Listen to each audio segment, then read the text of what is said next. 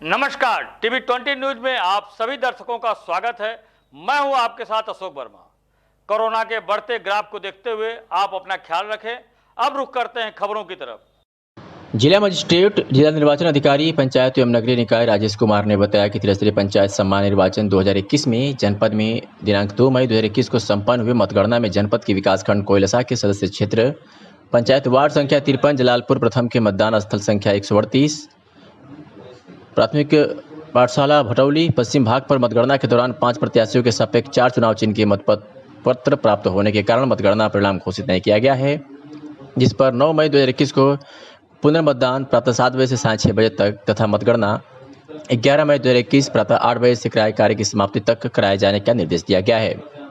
उक्त पुनर्मतदान में मतदान एवं मतगणना को सकुशल एवं शांतिपूर्ण ढंग से संपन्न कराए जाने हेतु विकासखंड कोयलसा 53 जलालपुर प्रथम 47 प्राथमिक पाठशाला भटौली के लिए उप जिलाधिकारी बूढ़नपुर अरविंद कुमार सिंह को जोनल मजिस्ट्रेट तथा तहसीलदार बूढ़नपुर शक्ति प्रताप सिंह को सेक्टर मजिस्ट्रेट नियुक्त किया गया है। जिला मजिस्ट्रेट ने नियुक्त सेक्टर जोनल मजिस्ट्रेट को निर्देशित किया है कि वे आवंटित विकास खंड के निर्धारित मतदान केंद्र मतगणना स्थल पर उपस्थित हो रहकर मतदान एवं मतगणना को सकुशल एवं शांतिपूर्ण ढंग से संपन्न कराएंगे।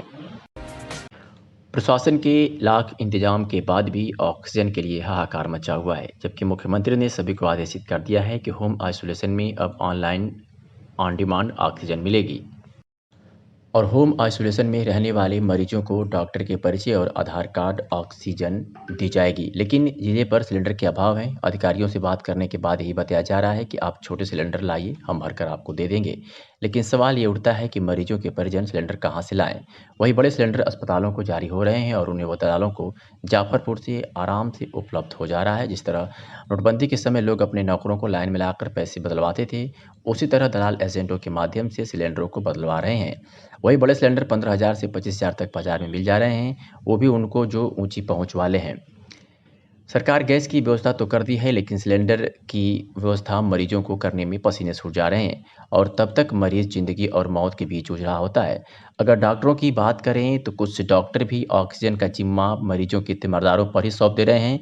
अगर साफ शब्दों में कहा जाए तो जिस हॉस्पिटल में ऑक्सीजन की व्यवस्था है वहाँ बेड मरीजों को नहीं मिल पा रहा है और जहाँ ऑक्सीजन की व्यवस्था नहीं है वहाँ के डॉक्टर मरीजों से ही ऑक्सीजन की व्यवस्था करने के लिए बोल रहे हैं।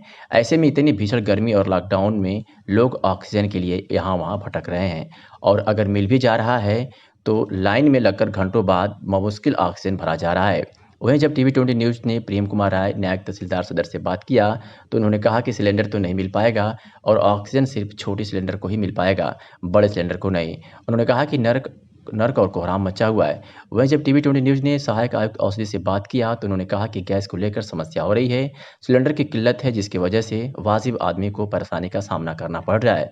वहीं राजपूत गैस के प्रतिनिधि से बात की गई तो उन्होंने कहा कि अभी 5 तारीख के बुकिंग वालों को ही उपलब्ध हो पा रहा है, आज की डेट वालों को ऑक्सीजन मिलने की कोई संभावना नहीं है। यानी साफ तौर पर यह कहा जाए कि ऑक्सीजन की जगह जब अब सिलेंडर के अभाव में मरीज दम तोड़ रहे हैं और लाचार परिजन अपने मरीजों को तड़प कर दम तोड़ते हुए देख रहे हैं।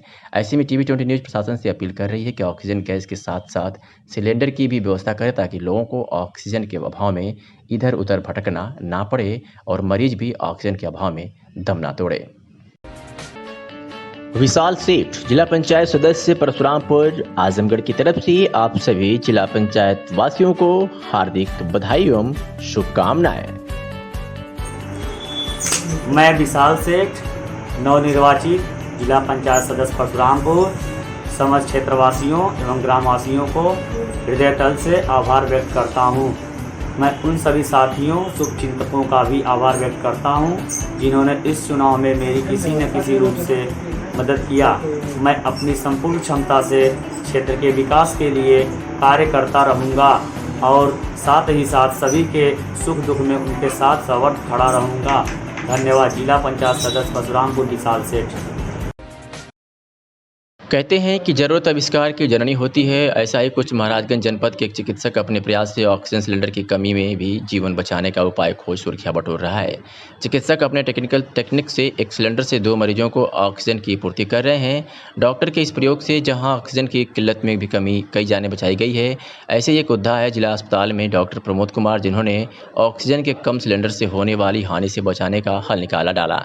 डॉक्टर प्रमोद कुमार ऑक्सीजन के सिलेंडर से 2 मरीज को राहत दे रहे हैं। इसके इसके लिए वो सिलेंडर के नाप से 2 पाइप जोड़ रहे हैं और एक ही ऑक्सीजन के सिलेंडर से 2-2 मरीजों को सप्लाई दे रहे हैं, जिससे उन दोनों की जान बच रही है।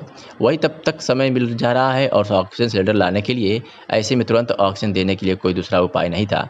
इस उपाय से मरीजों के साथ उनके परिजनों को भी ज़्यादा राहत मिल रही है। बातचीत किया हमने डॉक्टर प्रमोद कुमार चिकित्सक जिला अस्पताल महाराजगंज से। क्या कुछ कहा आपको सुनवाते हैं। जो है एक ऑक्सीजन सिलेंडर से आपने 2 लोगों को जो है जान बचाया। एक्चुअली अब आप लोग सब जानते हैं कि अभी ऑक्सीजन की काफ़ी कमी हो रही है और हर मरीज़ जो आ रहा है उसको सांस वाला है। 99.99% जो आ रहे हैं कैजुअल्टी में या इमरजेंसी रूम में, और सभी को सांस की दिक्कत है। सप्लाई की डिमांड गैप ये है, अब सभी को जानते हैं। तो जितना हम लोग से बन पड़ता है, जितना कोशिश कर सकते हैं, जैसे अब इंडिया में कहते हैं जुगाड़ टेक्नोलॉजी कि हिंदुस्तान में ही पाई जाती है, तो उसी तरह हमने प्रयास किया है कि किसी तरीके से पेशेंट को जिसको ऑक्सीजन की आवश्यकता हो किसी तरह से उसकी पूर्ति कर सके। इसलिए हमने कुछ ऐसा उपाय लगाने की कोशिश की है, जैसे एक सिलेंडर से हम 2 मरीजों को कम से कम ऑक्सीजन एट ए टाइम दे सके, ताकि उसकी कम से कम ऑक्सीजन की वजह से मौत ना हो। कम से कम जितनी सहायता हम लोग कर सकते हैं उतना हम लोग कोशिश करें कि जितना से जितना ज़्यादा मदद हो के।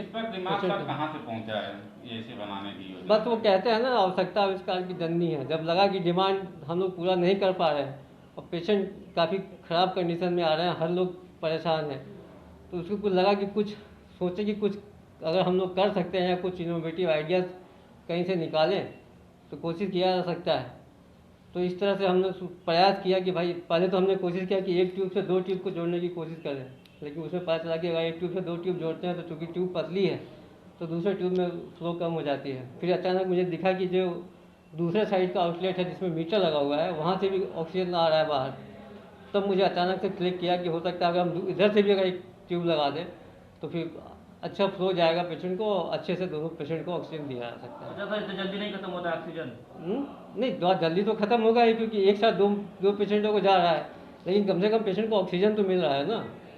पेशेंट को जो एक्यूट क्राइसिस है, जो ऑक्सीजन की वजह से वो मरा जा रहा है, उसमें हम लोग उसको राहत दे सकते हैं। पुलिस अधीक्षक चंदौली अमित कुमार सहित समस्त अधिकारी एवं थाना प्रभारी गण द्वारा वैश्विक महामारी कोरोना वायरस के प्रसार एवं उसके प्रभाव को रोकने के लिए सड़क पर उतर गई है और चेकिंग अभियान चला रही है जनपद चंदौली की पुलिस। ऐसे में लॉकडाउन, कोरोना कर्फ्यू एवं शांति सुरक्षा व्यवस्था के दृष्टिगत पर्याप्त पुलिस बल के साथ पैदल गश्त एवं सघन चेकिंग कर लाउड हेलर के माध्यम से आम जनमानस से मास्क लगाने, सैनिटाइजर का प्रयोग करने, अनावश्यक रूप से घर से न निकलने व सोशल डिस्टेंसिंग के पालन हेतु अपील की जा रही है तथा निर्देशों नियमों का उल्लंघन करने वालों के विरुद्ध आवश्यक विधिक कार्रवाई भी की जा रही है। शासन में प्रशासन के लाख दावे के बाद भी कोरोना की गाइडलाइन का पालन नहीं किया जा रहा है, जिसकी वजह से संक्रमण घटने के बजाय बढ़ता ही जा रहा है और लोगों की मौत का सिलसिला भी जारी है। आलम यह है कि प्रशासन की मुस्तैदी की वजह से शहर की सड़कों पर तो भीड़ कहीं कहीं कम दिख रही है, लेकिन वही शहर में ही सब्जी मंडियों में रेला लगा हुआ है, जो घर घर तक कोरोना महामारी फैलाने में सहायक हो रहा है। वही अगर शहर से हटकर अन्य बाजारों में देखा जाए तो प्रशासन की नाकाफी साबित हो रही है। ताज़ा मामला हम आपको जहानागंज का दिखा रहे हैं, जहां मेले जैसी भीड़ बाजार में लगी हुई है और कहीं भी कोई प्रशासन और पुलिस का आदमी नहीं दिख रहा है। वीडियो में साफ दिख रहा है कि किस तरह लोग गाड़ियों पर दो से तीन लोग बिना मास्क के चल रहे हैं और बाजार में सारी दुकानें खुली हैं और कहीं कहीं कोई रोक टोक नहीं दिख रहा है। अधिकांशतः लोग बिना मास्क का चल रहे हैं। ये वीडियो आपको बताने के लिए काफ़ी है कि सरकार व शासन और प्रशासन इस महामारी को नहीं रोक पाएगा। हमें खुद जागरूक होना पड़ेगा। TV20 न्यूज प्रशासन से अपील करता है कि उपरोक्त बातों का ध्यान देते हुए कड़ा कदम उठावे, जिससे कोरोना जैसे महामारी को रोका जा सके और लोग अपने परिवार सहित सुकून की ज़िंदगी जी सके। इसके लिए सबसे पहले जनता को जागरूक होना पड़ेगा। सबसे बड़ी बात है कि इस बार कोरोना की लहर शहर तक ही सीमित नहीं है, बाजारों और गाँव तक कोरोना अपना कहर बरपा रहा है। विशाल सेठ, जिला पंचायत सदस्य परशुरामपुर, आजमगढ़ की तरफ से आप सभी जिला पंचायत वासियों को हार्दिक बधाई एवं शुभकामनाएं। मैं विशाल सेठ, नवनिर्वाचित जिला पंचायत सदस्य परशुरामपुर, समस्त क्षेत्रवासियों एवं ग्रामवासियों को हृदय तल से आभार व्यक्त करता हूं। मैं उन सभी साथियों, शुभचिंतकों का भी आभार व्यक्त करता हूं, जिन्होंने इस चुनाव में मेरी किसी न किसी रूप से मदद किया। मैं अपनी संपूर्ण क्षमता से क्षेत्र के विकास के लिए कार्य करता रहूँगा और साथ ही साथ सभी के सुख दुख में उनके साथ सवर्त खड़ा रहूँगा। धन्यवाद। जिला पंचायत सदस्य परशुरामपुर विशाल सेठ।